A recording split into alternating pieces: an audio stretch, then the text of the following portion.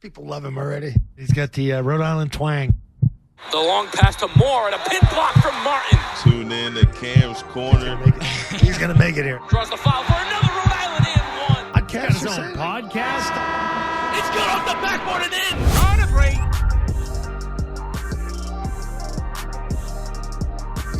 And we are back, guys. Welcome back to another episode of Cam's Corner, Season 4, Episode 5, Episode 105 overall. We got Rob Flansburg in the building, local bodybuilder here in Rhode Island from Saratoga Springs, New York. Attended the University of Rhode Island like myself. So first things first, Rob, how's it going, man? How you been?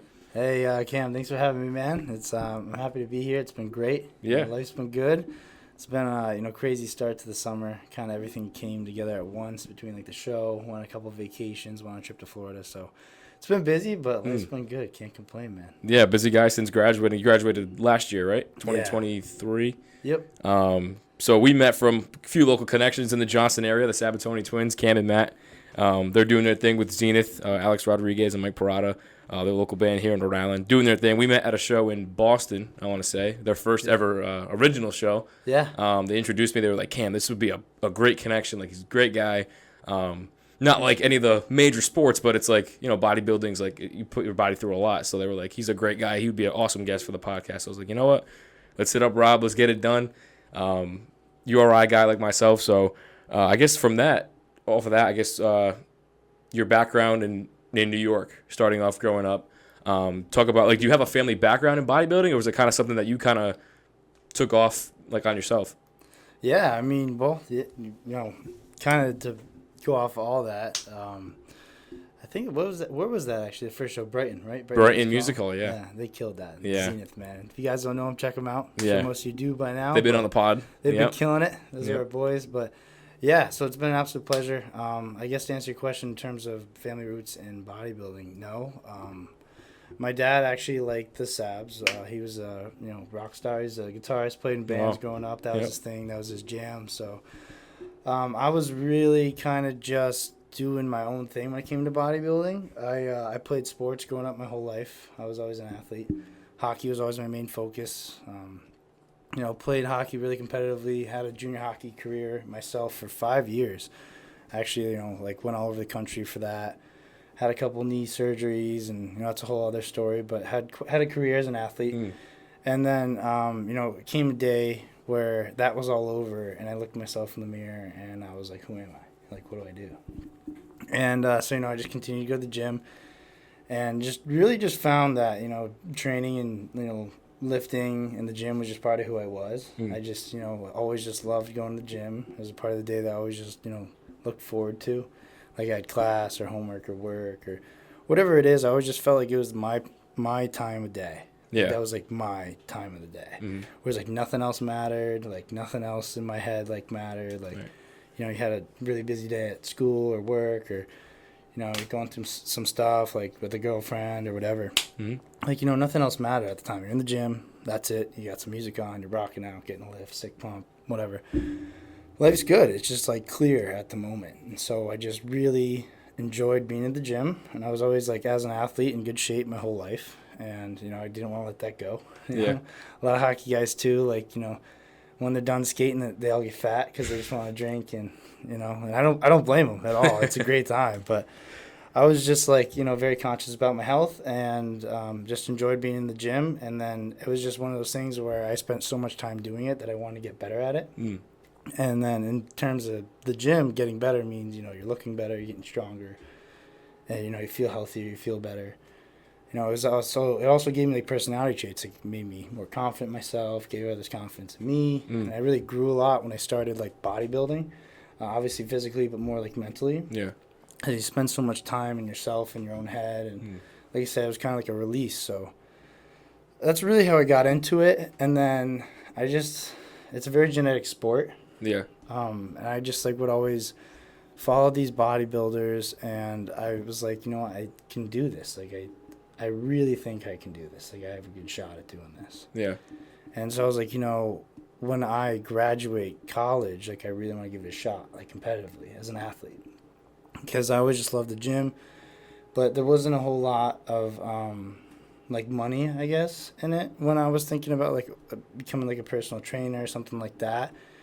I was like always thinking more like career based. And I was like, you know what, like I don't know if that's really going to yield me the best, future. Yeah.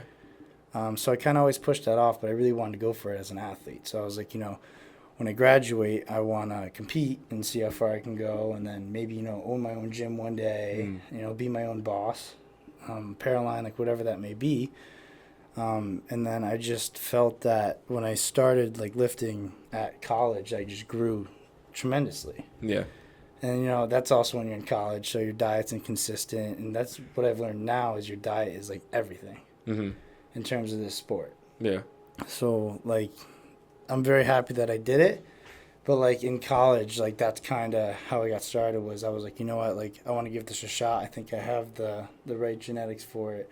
I have, like, the passion for it. And I just want to get better at, what I was doing, spending most of my time doing. So that's really how I got into it. Yeah, and, I mean, my dad played hockey growing up, so I was always kind of around that a little bit. I didn't take a liking to it when I was a kid, but I loved basketball. That's, like, my passion for why I do this, why I do everything that I did at URI. Like the new job I just got, like if it wasn't for basketball, I wouldn't be doing what I'm doing. Right. So I guess that transition from knowing that you're not going to play hockey at the next level, how did you decide on going to URI? And like, what was your mindset as far as what do you want to study? And again, like your gym schedule and still fitting that in to make sure like you get your reps in every day. Right. So, I mean, the reason that I stopped playing hockey, actually the reason that I went to URI was to play hockey. Yeah. Because kind of how I touched on before, like I played juniors for a long time. And I actually ended up, having 3, knee injuries. I tore my ACL and my meniscus. Then I tore my meniscus again, and then I tore my MCL, my other knee. So, like, 3 out of, like, my 5 years of my junior hockey career I was injured for. So, really, the only schools that I could go to or, like, play hockey at were, like, some small D3 schools that had been, like, following me. Really since, like, the very beginning of my junior hockey career. And none of them really excited me. I was like, I'd rather go to school where I want to go to school, like have fun. And, because in 4 years I'm done anyways. Like if I play D3, I'm pretty much done. So especially like at those schools that interested me, I was like, I'm pretty much done. So I might as well go to school where I want to go, have fun, play club, pack the barn. That was the dream. Like as a hockey player, as any athlete, you're like, I want to go somewhere where you pack the barn and everybody's there and like you're the man. You know what I mean? And it was just pretty clear that wasn't going to happen anymore, just based off of how everything went. And so I was like, I looked up URI, heard great things about it, and they were actually the only school that I had applied to like in like June, because I was waiting to hear back from like one of my top 5 D3 schools that I like wanted to play at. And they were like, hey, we gave it all our commits. We're still waiting to hear back from some guys. But, like, if somebody declines and we have a spot, we'd love to have you. So I was waiting. It's June. I'm like, okay. Like, college starts in, like, 2 months. Right. And I don't know where I'm going yet. So I got to figure this out. So, like I said, heard great things. Looked up URI. Had rolling admissions. I'm like, what are the odds? Shot out an application. It was the only school I actually applied to. And then, like, a couple weeks later, like very beginning of July, I saw that I got accepted, and they had the best club hockey team in the Northeast. It was not too far away from home, but it wasn't like necessarily close to home. And I also wanted my friends that I made in college to be able to come home to like Saratoga in the summer because there's a great summer spot. So ended up just saying like, what, screw hockey. I'm just gonna go to URI and play club there. And then I ended up going to URI, and it was, like, the best decision I ever made. I grew a lot as a person. I ended up, here because of all the decision I've made. So I'm really thankful for that.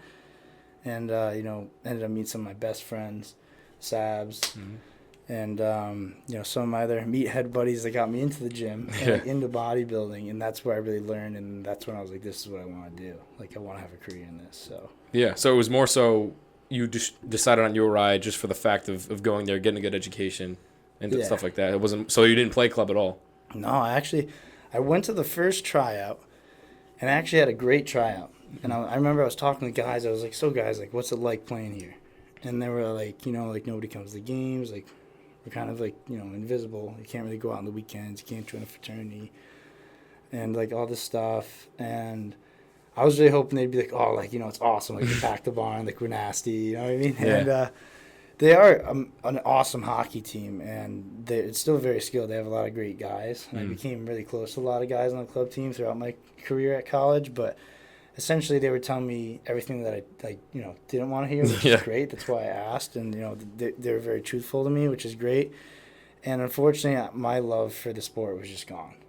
I was like, you know what? I'm just so burnt. Like, I'd get on the ice and, like, I'd mess up a play or something, or, like, I'd fumble a puck on my stick. And even though it's not a big deal, I would just get pissed off. I just, like, get off the ice. I'm like, I don't want to be here anymore. Wow. And just kind of, like, because you work so hard for something and, like, just to feel like it kind of, like, fell through the cracks, or, like, crumbled in a certain way, you just kind of get, like, frustrated. You know what I mean? And so for me, it was kind of like the dream was just gone. And so it just didn't hit the same anymore. And so when I heard that it was just kind of like over like that, when they were like, yeah, it's not really what I thought it was going to be, I was like, you know what? I think I'm done. Yeah. Like, I think this is it. And I still remember that day, like I called my parents and I was like, like, Mom, Dad, like I'm done playing hockey. Like, I'm done. And that was wild too, because like, that was my whole life. Like, that's all I did. Like, I didn't have much of a high school career at all. I didn't go out, didn't go to football games, didn't do anything. All I did was play hockey. Like, I train every day throughout the summer, skate every day, playing, like, every tournament all over, God's green earth. And I have the best parents ever that allowed me to do that. And, it made me who I am. I'm very thankful for all of it. But, it was just kind of like, it's over. Like, Yeah. At the end of the day, I'm going to spend my 4 years here, it's going to go by pretty quick, but I can either hang on to something or I can just let it go and turn the page and, grow and, find my next, chapter, if you will. So ended up hanging it up after that first tryout. And, it was a big Greek life school. Ended up joining a fraternity. Was very involved and held a lot of positions and made a lot of great friends, connections, and made me a leader.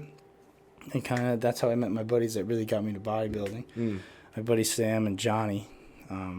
They're like two of my best friends, and they were into the gym, and they were more so educated in it than I was at the time, because I was trained as an athlete, not like to look good and as like a bodybuilder.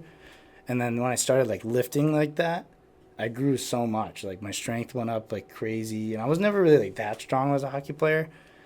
Like, I think my max bench was like 245 or something. Yeah, I was gonna ask you, what was your build when you were a hockey player? I was pretty light. I was like 185, I think. And I'm 5'11", so I was like 5'11" since like, junior year of high school or something like that.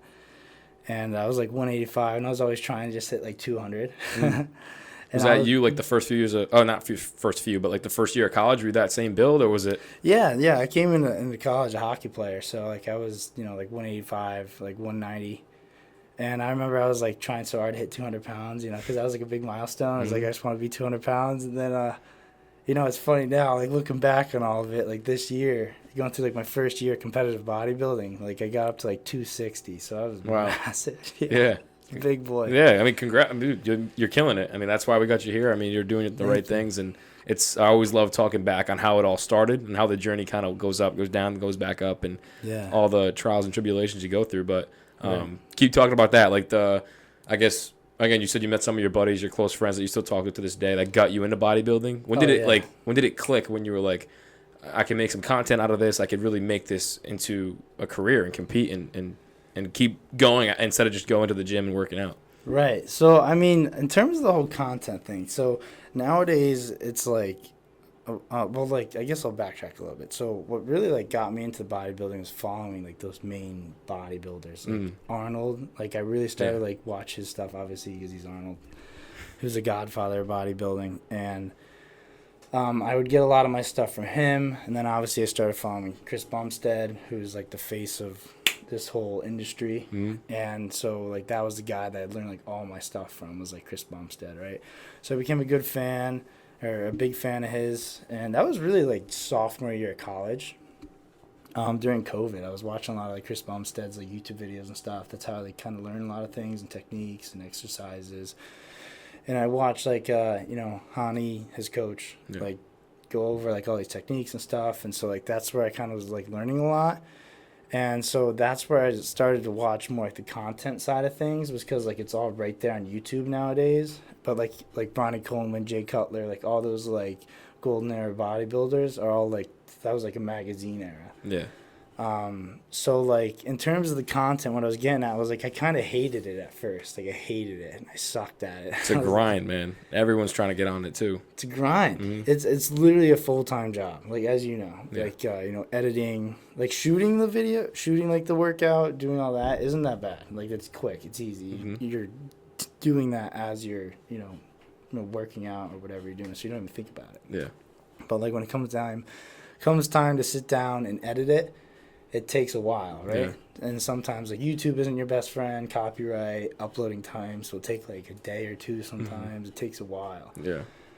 And I'm still learning, like this is my first year in, not even a full year. I've had my camera for like a couple months now, but I've learned pretty quick off of like YouTube and like some of my bodybuilders that I follow. Like, for example, Chris Bumstead, Vaughn Walker. Actually, when I met him, I told him, like, hey, it was really cool to meet you because I've been learning a lot of, like, my content and, like, YouTube and stuff from him. Mm-hmm. And, like, how he kind of edits his things. I think it's pretty cool, so I've been learning a lot from him. And how I guess to, again, backtrack to how I got into the whole content thing was more so, like, I knew I really wanted to compete and I really wanted to be an athlete. But, like, all my friends and my buddies were like, dude, like, you got to get yourself out there. Like, you got to start making some content and, like, marketing yourself.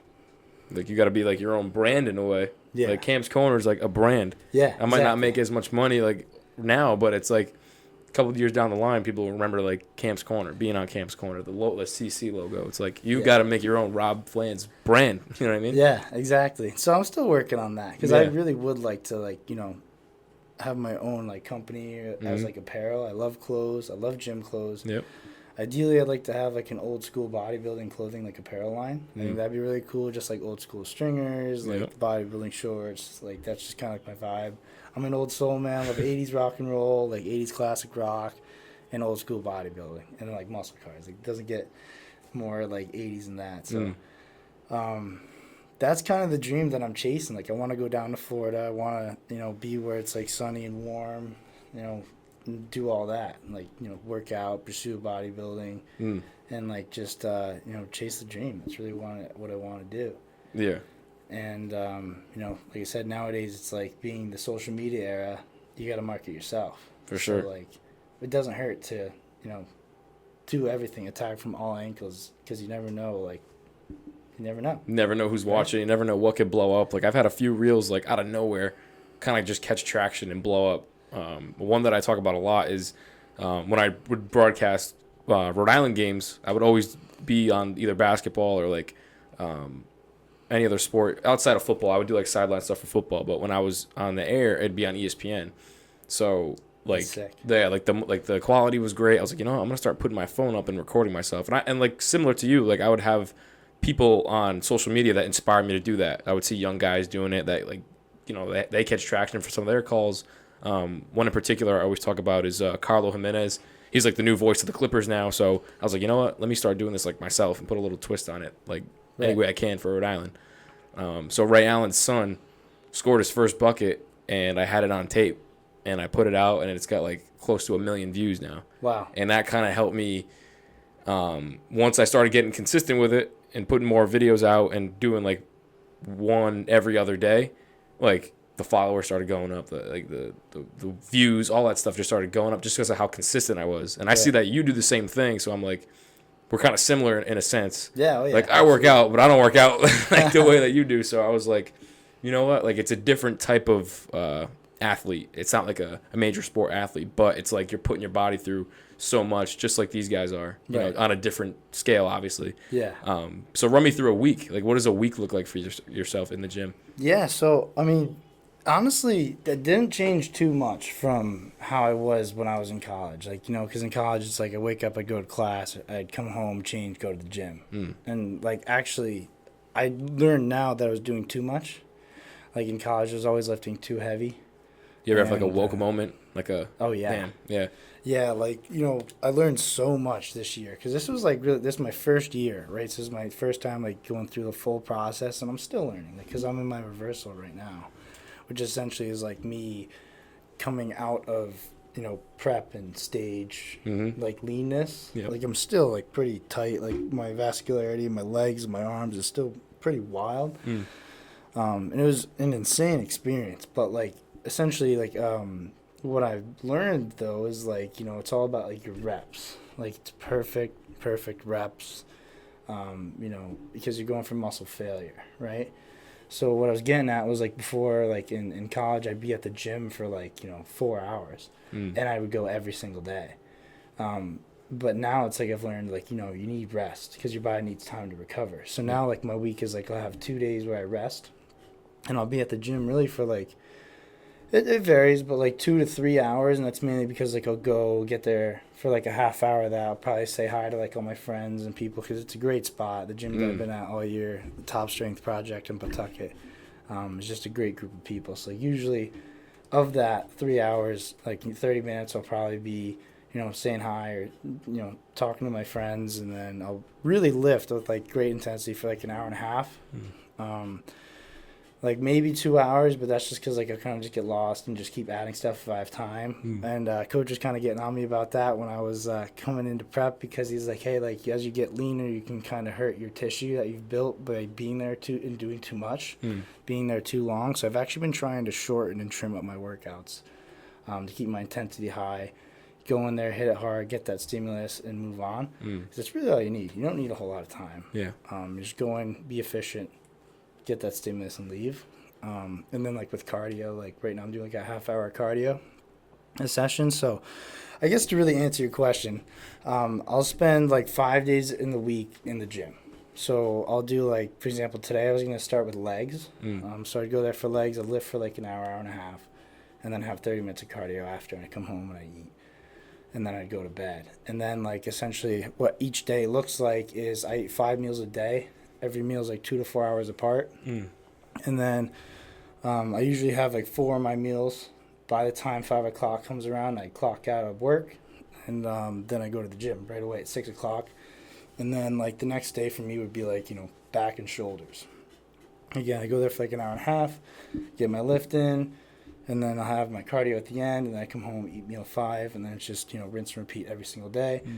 And then I really rest between these days 2 and 3 of upper body. So I never do 3 days of upper body in a row. Yeah. Because you'll find that if you do 3 days in a row, your intensity will be pretty low. You're going to be like, oh, I feel really tired. Like my arms are pretty smoked, or like I just don't really have that power today. And so that's something I learned from Coach too. He was like, you got to take rest, because if you don't, your body won't have time to recover, and then your intensity will also be lower, and you just simply won't grow tissue. Like you just won't. You're going to be working against yourself. Right. And the whole sport is bodybuilding. You're trying to get bigger. You're trying to look better. You're trying to get stronger.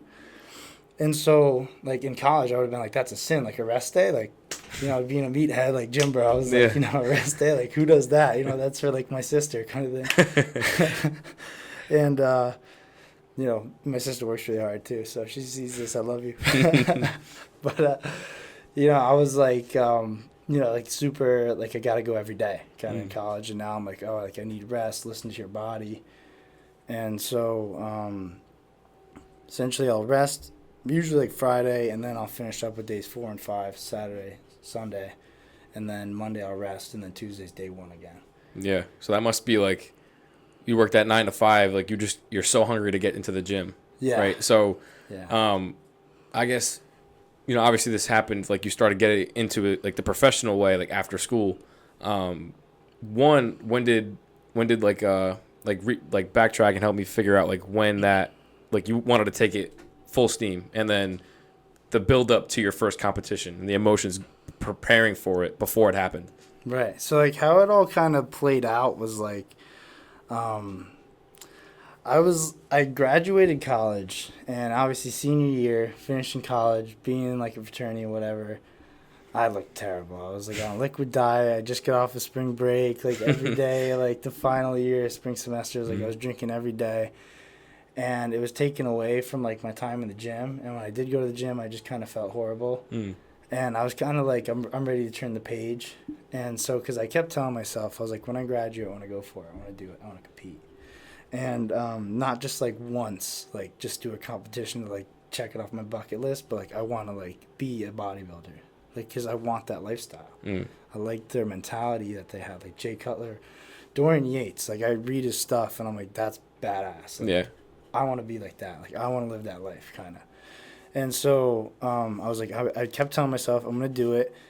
And that's like something I kind of always would hold myself to, is like my own word. Like, you know, you should. And sure. so I was like, I told myself I was going to do it. So like, let's do it. And then so we graduated, and I was training over the summer with actually like my good friend, actually at Edge Fitness in Warwick. I was training with Tyler Dusty just throughout the summer. He's a good buddy of mine. And he was good friends with, I forget her name, but it was essentially, she was a professional bodybuilder herself. It was a good family friend of his. And I was like, hey, like, can you ask her, like, if she knows anybody that would coach me? Because, like, I really want to compete. Like, I really want to go pro. I want to be an athlete. Like, I want to own my own gym. Like, this is what I want to do. And so he's like, yeah, absolutely. So after our workout that day, like, you know, took like a couple, like, pictures after our workout, after that lift, and I sent them to her, like, just like a DM. And she's like, oh, yeah, like, you know, send a message to this guy. Like, you got it. And I'm like, awesome. So that's what I did. I messaged this coach that she had recommended. And he was like, yeah, like, you know, get back to me at the end of August. We'll start you for September if this is really something you want to do. And I was like, all right, cool. So it was like, you know, beginning of July at the time. And I was like, all right, let's do this thing. So I got in the best shape of my life, you know, at the time that I thought. And I was doing, like, you know, cardio every day, lifting every day. Thought I was absolutely dialed, and, like, my routine was. Now it's like, you know, things are so much different than I thought they had to be at the time. That's because I've learned after having gone through it. And so essentially that came around. I was probably, like, 215 when I first reached out to him at the beginning of September. And at the time, I thought I was the best shape of my life. I was probably 10% body fat, 215. I was like, oh, I feel great. And so he was like, yep, like, we'll get you going if this is really what you want to do. So then we started training September. Took September really as like a kind of like a month to see how, like, food, how my body, like, responded to, like, food, like, you know, like sodium and all that kind of stuff. And then we really started growing come October. So October to January, like the end of January, I went from 215 to like 260. Wow. That's not even that, like, that long. No, I was like, what is that, 4 months? I mean, it wasn't a whole lot of time, but, you know, it's just consistent diet, consistent discipline. And it wasn't like I was eating like shit. Like, I was eating like great food. I was eating like, you know. What's that diet like? And so that's the thing too, is like each week, like, I'll check in with him. Yeah. And like we'll kind of analyze how we look. And he's so smart. I mean, I'd love to disclose his name, but he's actually transitioning his career to more like judging. So he's trying to keep it on the stay DL. off Yeah. So he's like my secret weapon, which is great. But he's the man. I respect the hell out of him. He's just an absolute blessing. He's changed my life and is allowing me to pursue this. For sure. And he's just so intelligent. But anyways, I would, you know, shoot him a like a series of poses, like say like a Tuesday morning. Like I'd weigh myself like raw, like no food, no water, right out of bed. You know, just empty, flat morning weight. And then I'd send him some poses like side chest, side tricep, abs and thigh, like front double bi. All those poses. And then with my weight, if we're trying to grow, if we like the way everything looks, he'll add a little bit of food. And it could be something like so simple, like half a cup of cooked rice or like 2 tablespoons of peanut butter or like, you know, another English muffin in the morning, like something really small. But like over the course of a week, you'd see that your body would start to gain like a pound, between like 1 to 5 pounds. 5 is a lot, but like, you know, if you're gaining a ton of weight, then it's too much to pull it back because you don't want to get fat, right? The whole point is to add quality lean tissue. So if one day you're like, hey, I'm going to bulk and I'm going to eat 6,000 calories and your body's used to eating like, you know, 3,500, you're just going to get fat. Yeah. You know, you don't want that. Right. So, yeah, you'll put on mass, but like it won't necessarily be the best mass that you want to put on. So essentially like throughout that whole growth phase, it was just like a gradual progression. So like it went from like, you know, 3,300, which is what I was eating in September, to like 3,800. And then, like, from there, which got me up to, like, you know, probably 220, 225, somewhere in that range. And then you'll see that your body will stop gaining weight. You'll kind of sit there. And then, like, you'll sit there for, like, another week. And if you still don't change, like, okay, let's add a little bit more. So then you add, like, about, like, 400 calories. And you see a slow climb, and then eventually same thing, it'll stop. And then you add a little bit more, and you keep going. Yep. And it's a gradual, like, progression over time. And so what I was eating then when I was 260 versus what I was eating when I was, like, stepping on stage when I was 204, which that was another thing. It went up to 260, and then in, like, 20 weeks, it dropped 60 pounds. I got down to 204 on stage. I was eating, like, the same stuff, but just in different portions. Yep. So, like, it's not like you're going crazy. It's still very dialed, but it's just the amount that you're putting in your body. So, first year was incredible. I learned how important diet is. Yeah. Because that's really the whole sport. It's all diet. Because, like, you can go to the gym every day. You can work really hard in the gym. Like, busting your ass, giving everything you got. But if you don't, like, make those tweaks in your diet, or you're cheating your diet, or you're missing meals, like, that's really what contributes to your progress. So, like, as a bodybuilder, that's what's going to separate, like, the good from the great. Or, like, the pros from the amateurs. So that's what coach actually told me, and so that hit home for me because, like, this is what I really want to do. So I was like, that's it. Like, I'm not missing a meal. And I was absolutely diet. Like, all year, I hit everything on the head. Whatever he told me to do, I was like, you give me the blueprint, I'll do it. Like, you tell me to jump, I'll say how high. Like, I'm on it. So it was a great year. Learned a lot. Nutrition's huge. Recovery's huge. And then training. Once you figure that out, it's pretty simple. It's just, reps, perfect reps till failure. And obviously, the heavier reps, or the reps under the heavier weight, will yield more stimulus, more results. But if you're lacking in your form and your reps, then, like, it's kind of working against you. So you kind of got to find that perfect balance, perfect weight for you. Is your mental state, how just talk about how it's grown? Like, I know you talk a lot about mentality and how this sport is really about mental toughness. I mean, you talked about the ins and outs of it too, dieting and whatnot. And but I mean, mentality is everything because it's you against you. Right. So more so again, like your week to week workouts and stuff like that. But most recently, in your last competition, like what your mental state was like. Yeah, I guess mine was quite a bit different than most bodybuilders. Like, I guess a lot of people will kind of have a tough time when they're coming down, they're prepping, and they get in such a low state of body fat. Yeah. And, like, your hormones, like, all drop and stuff because, like, essentially it's all hormones that regulate your body, right, and your mentality and your emotions. So when you're going through such a dramatic change like that in your body, it'll change your like, your whole mindset and everything. And so the big thing about bodybuilding is trying to resist all that as you're prepping for the stage. And I don't know if it's a gift or if maybe I'm just weird. I don't know. But I had a blast, like, all throughout prep. It was actually, like, the best experience I ever had. Maybe it's because I was so excited. Because it was something that I wanted to do for a long time. And, like, just seeing all the details and kind of seeing all that hard work come together was just so cool for me. So I actually had a great time. Like, I'm in the gym. I'm having a blast. Like, I'm just happy to be there. I'm listening to music. I got my friends there. Like, it's just another day. Kind of like, just enjoying life. Just doing what I like to do. Doing what I do. And so I guess, like, to answer your question in terms of mentality, it's like every day it's kind of like I prepare myself for the gym. Like, I'm thinking about the gym. Like, thinking about the gym now. Like, I'm going to go hit legs today. I want to get under the bar. I want to, move 5 wheels again. It's been a minute since I was under heavy weight. So I've been thinking about that all day. Like, I'm going to squat today. What I'm going to do after that. I want to add, like, some RDLs. Like, just kind of always thinking about it. And then, like, on my way to the gym, listen to a little bit of, like, music, usually rock. And then, get my pre-workout in me. And I'm like, okay, like, this is my plan. Like, I always attack the gym with, like, a plan. Like, this is what I'm going to do. And then when I'm in the gym, my mentality, like, when I'm working out, is like, how much do you really got? Like, I know I've said that a couple of times, like, on my posts and stuff, is like, how much do you really got? Like, you'll be doing a set, and it's like, yeah, like, I'm tired, like, I'm burning, I'm on fire, but it's like, why not do a couple more? Like, why not? Yeah.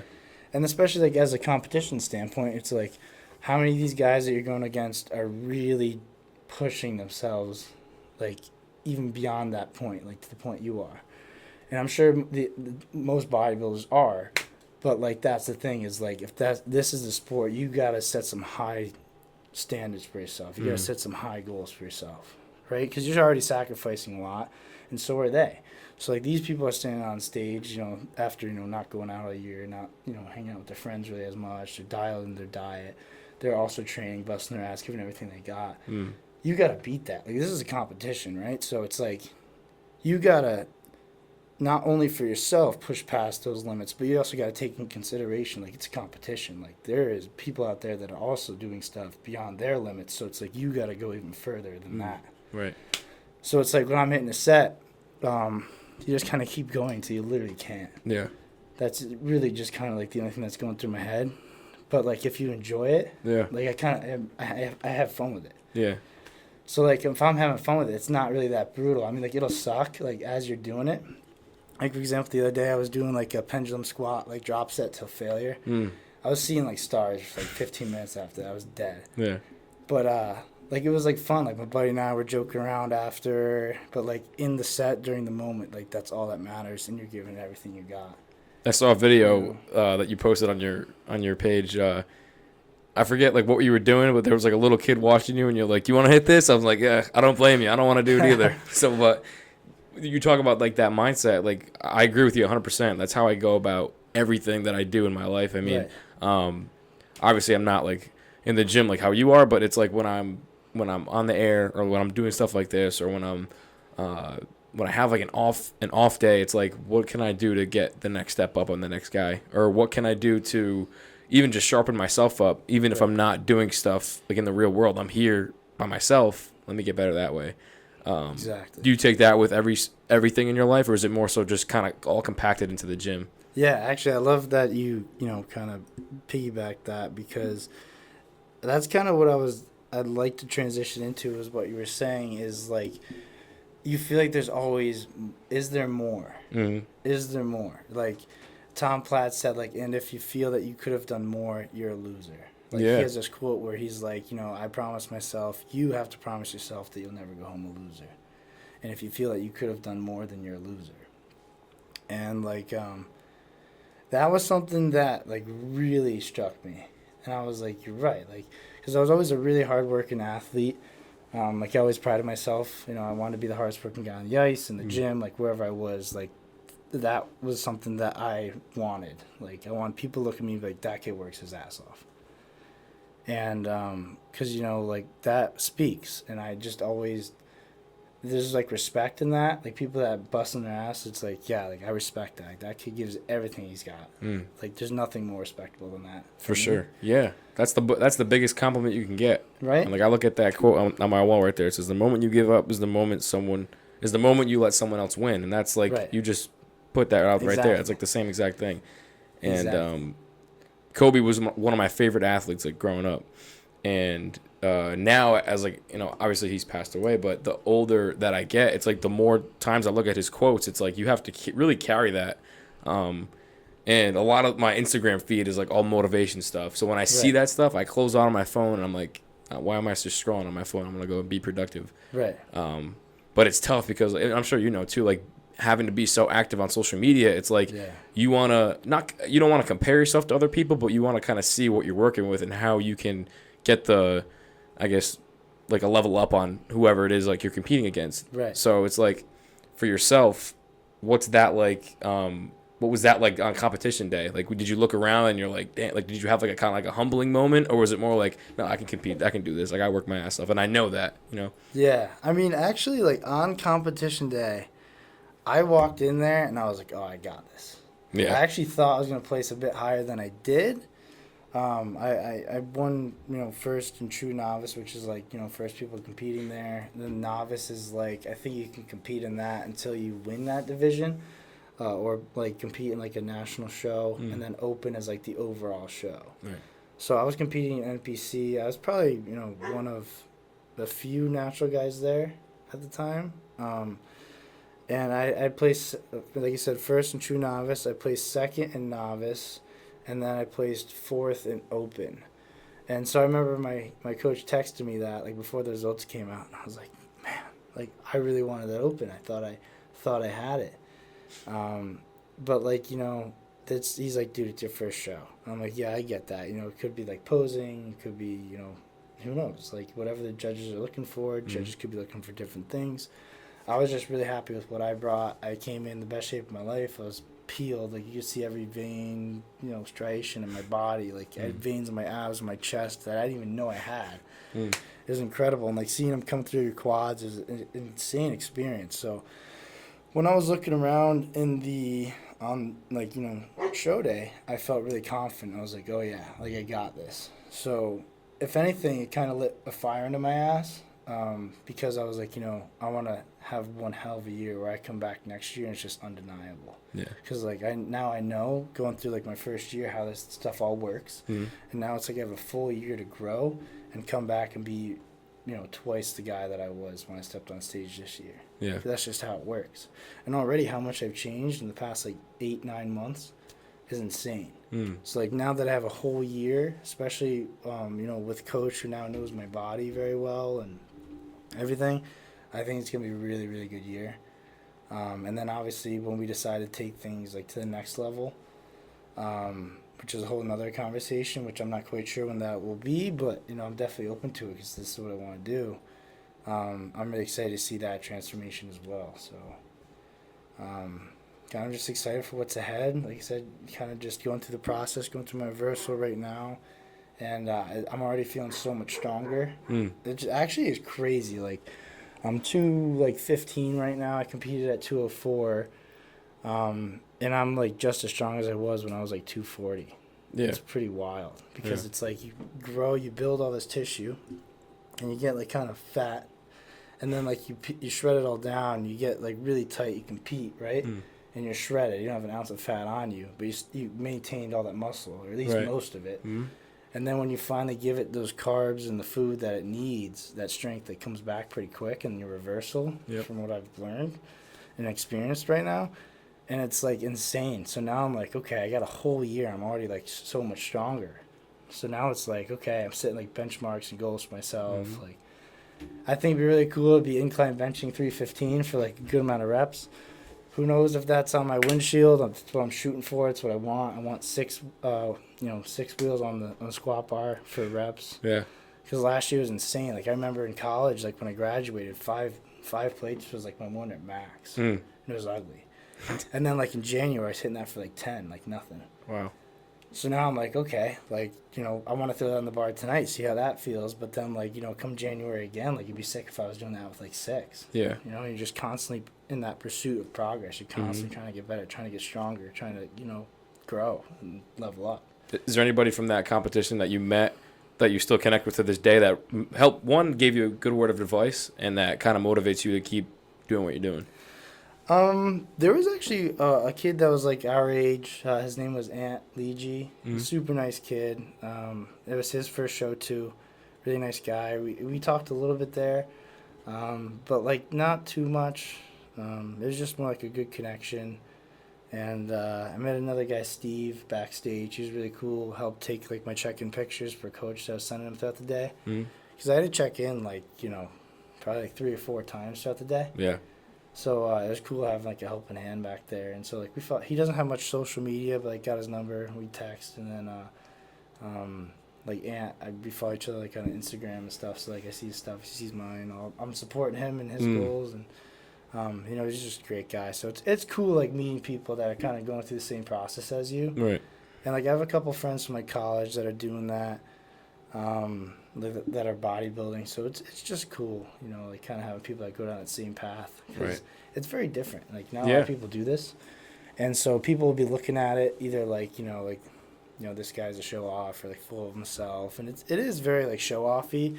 I feel like you don't really. That's, like, your profile, though. It. Yeah. But, like, that's the sport. Is, like, it's confidence. It's, like, aggression. It's, what I mean. It's just, like, masculine. Like, that's the sport, and that's kind of, like, what drew me to it, was because, like, not that I was ever, I wouldn't say, like, introverted, but, like, I wanted to be more confident in myself. I wanted to be more as, like, a person.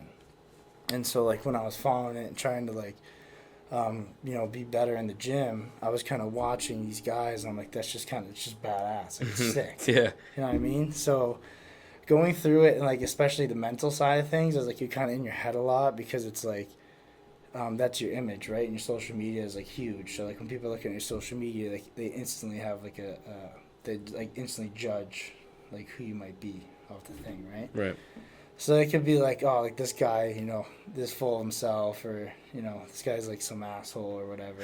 But like, that's just a sport, It's just like an aesthetic, and that's kind of like what drew me to it, like classic bodybuilding, like Arnold aesthetic. I just thought it was cool, so that's kind of like really what drew me to it. It was just kind of like I just wanted to be better. Want to be more confident in myself, be stronger in all areas, And you want to go to Florida. That's like your main goal soon, to get down there, network, and get back into this down in that spot. And to kind of, I guess, cap things off and really kind of bring things back on what we were talking about since the beginning is like the whole entire journey of where it's brought you, the content, your brand, what you want to get out of everything. That event you were just talking about a little earlier in Florida that you went to, you got to remind me the name of it, but you met a lot of people that you look up to, not only content people, but just like bodybuilders in general. Right. So talking about the passion on how everything started, meeting these people, talk about that event and how it kind of made your mindset more open to be like, damn, this could be a reality for me in the next year or so. Yeah, that was actually incredible. I mean, that weekend alone was probably like the best weekend of my life. It was just amazing. One, just being in Florida, it was just awesome. Being in the Northeast, like my whole life.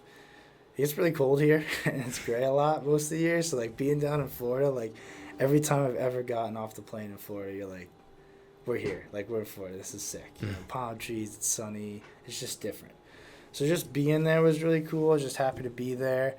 And then I went down, so it was Raw Athletic Facility grand opening, right? So I went down there for that, because I'm an ambassador for Raw, and I remember they sent in the like company chat, like one of my managers was like, hey, we're having a grand opening of a gym. And I'm like, no way, like that, I gotta go, that's sick. And they're like, yeah, you get to meet Chris Bumstead, and like meet all of us, and blah, blah, blah. And I remember they instantly put in the chat, like, sign up right away. Like, it's completely free, just signed up. I mean, obviously, like, flights and stuff I had to pay for, but the trip itself, the trip itself was pretty open. Like, no, it's straight. No, you're good. But so it was just really cool. Like, I was like, that's like a once in a lifetime opportunity. Like, I'm a year out of college, not even, and then to get that opportunity, and then for them to say they're opening up this gym, and like I get to meet one of my role models is insane. I was like, that's like the stars lined up. Like, I gotta go. So I flew down there, and I was like, I guess I'll backtrack a little bit before I go down this wormhole. I like really wanted to live in Tampa ever since I went to like my sophomore year of college. I just loved the area. I just loved Florida in general. And like I wanted to live like that golden lifestyle where it's like sunny, you get to work out, go to the beach, be in the sun, like you're jacked and tan, the dream. Like, like that's sick. And so that's kind of how it all started, the whole jacked and tan thing. I was talking to my buddies about that. They're like, dude, like that's your hashtag kind of thing. So that's how that kind of came together. But anyway, so flew down there for this and got to meet, Chris Bumstead, who is like arguably my biggest role model in bodybuilding, at least in this era, and one of them. And so when I actually got to meet him, like all I could think was just like, thank you. I got to have a full conversation with him for like a couple minutes. It was pretty cool. And I was just like, thank you, man. Like, you've been a huge role model for me. Had it not been for you, I wouldn't be here doing this, chasing what I want to do. And that's, be a bodybuilder of my own, like chasing my own career, like to own my own gym, be my own boss one day. Like, and I was just like, screw it, like I'm going to go for it. And it's really just because I started watching you, like in sophomore year of college. And so I was just like, thank you, like for all that. Because had it not been for you, I wouldn't be here right now and I wouldn't be doing what I'm doing. And it's been the best decision I've ever made was pursuing this. So it was really cool getting to meet him, got to meet all the owners of Raw, which has been tremendous. And they're actually all really cool guys. Like Dom is actually from Providence. Yeah, small world. Wild. Yeah. I was like talking to him. I was like, hey, Dom, I just want to introduce myself, blah, blah, blah. I'm Rob. Congratulations on the opening of your gym. Really proud of you guys, blah, blah, blah. And so we just started talking. He was like, hey, I really appreciate that. Where are you from? And he's like, I was telling him that I'm living here in Smithfield, Rhode Island. He's like, no way, I'm from Prov. So it's cool because, like, as I was getting to talk to all these guys that, like, you see through social media and that are, like, doing so well, like, are very successful, like, they're large figures. At the end of the day, they're really just regular people, like you and I. So it was really cool just, like, getting to talk to all of them and, like, especially Chris Bumstead, like, having a whole conversation with him. He's modern-day Arnold. And so, like, it was cool. Like, I was just talking to him like he's you. Yeah. You know? It was just so cool. It was a great experience. And then after having met him, like, you know, Nick Walker, Ian Valaire, like, all those guys, I was like, this is pretty cool. Like, because they're also, like, humble. Like, they're all these massive dudes, like, huge. And, like, you look at them, like a lot of people would be intimidated, like, even say hi to them because they're huge, right? But they're just such nice guys. And, like, at the end of the day, they're just regular people, and this is just what they do. Yep. Like, they just know how to work hard. They like to work out. They go to the gym for really the same reasons that I do, right? I guess I should say I go to the same reasons that they do. Yeah.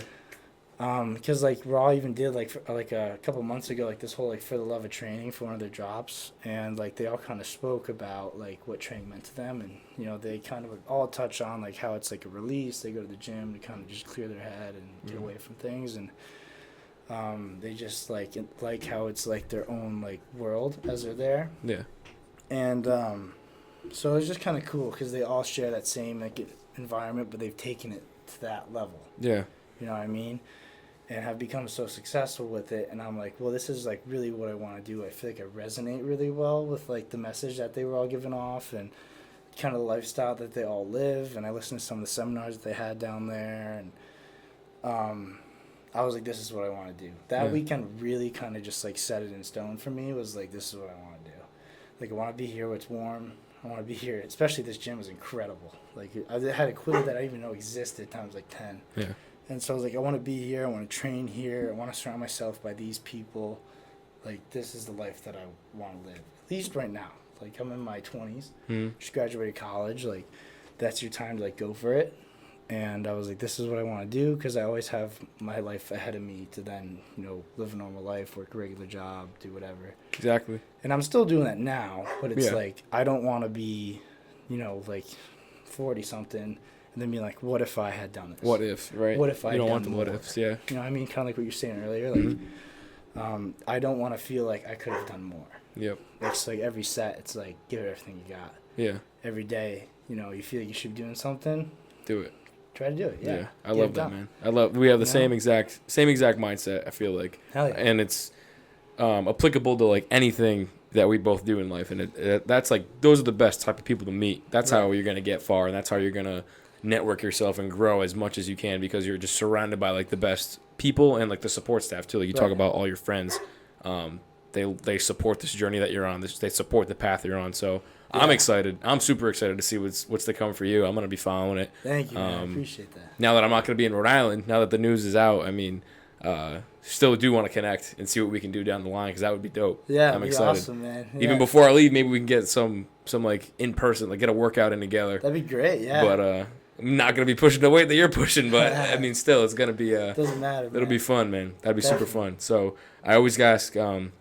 Well, first off, thank you so much for hopping on Cam's Corner. I appreciate it a ton, man. Yeah, thanks for having me, man. For sure, dude. Anytime. And I always ask everybody, what'd you think of Cam's Corner? What'd you think of the setup? What do you think of always trying to get better? And I always love hearing people's opinions, even if it's constructive criticism. Always trying to get better. So what'd you think? I actually think it's great. I mean, like, the whole setup is sick. Like, it sounds great. Like, I can hear you really well. Yeah. Like, you know, it's my first time on, like, a legit, like, podcast. So it's been a pretty cool experience, man. So I just want to say thank you for having me. And it's been a tremendous experience, man. So yeah. Any social medias you want to plug before we cap it off? My social medias are Rob Flans on pretty much everything, unless it's YouTube. It's Rob Flans _ because I had my old email linked to the original Rob Flans, and I can't get that back because AOL deleted it. So Nice. Rob Flans _ for YouTube, but then Rob Flans for Instagram, TikTok, Snapchat. It's all the same. Awesome. Yeah, go give Rob a follow, guys. Season 4, episode 5, episode 105. So we're gonna keep climbing that totem pole.